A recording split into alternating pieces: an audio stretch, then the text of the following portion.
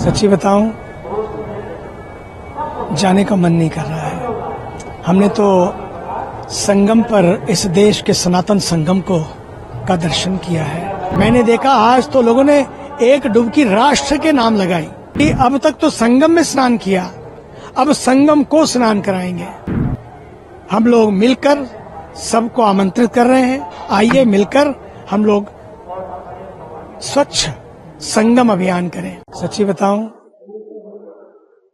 जाने का मन नहीं कर रहा है। हमने तो संगम पर इस देश के सनातन संगम का दर्शन किया है। मैं तो इस देश की जनता का अभिनंदन करता हूं। क्या श्रद्धा है, क्या आस्था है, क्या लोगों का भाव है।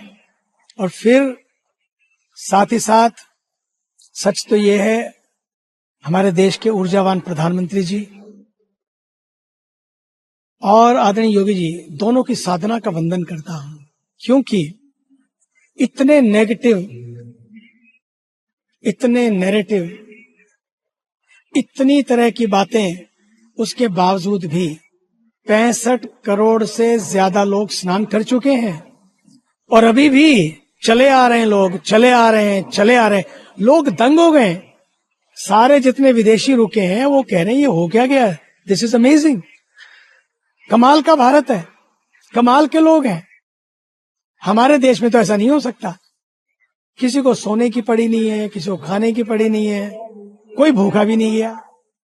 और सब जहां सोने को मिल गया, जो खाने को मिल गया, जैसा मिल गया, लेकिन लक्ष्य क्या था? एक डुबकी, जस्ट एक डुबकी। वो डुबकी लगी और फिर मैंने देखा आज तो लोगों ने एक डुबकी राष्ट्र के नाम लगाई, एक डुबकी राष्ट्र के नाम लगाई। और ये संकल्प लिया कि जैसे हम सब यहाँ पर स्वच्छता का दर्शन कर रहे हैं, अपने गांवों को भी ऐसा स्वच्छ बनाएंगे।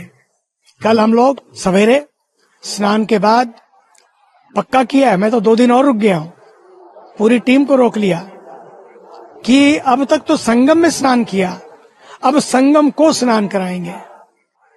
संगम को स्नान कराएंगे का मतलब है कि जितना भी कोई कुछ भी छोड़ गया है जाने से पहले, उस सारे इस क्षेत्र में हम लोग मिलकर सबको आमंत्रित कर रहे हैं, आइए मिलकर हम लोग स्वच्छ संगम अभियान करें।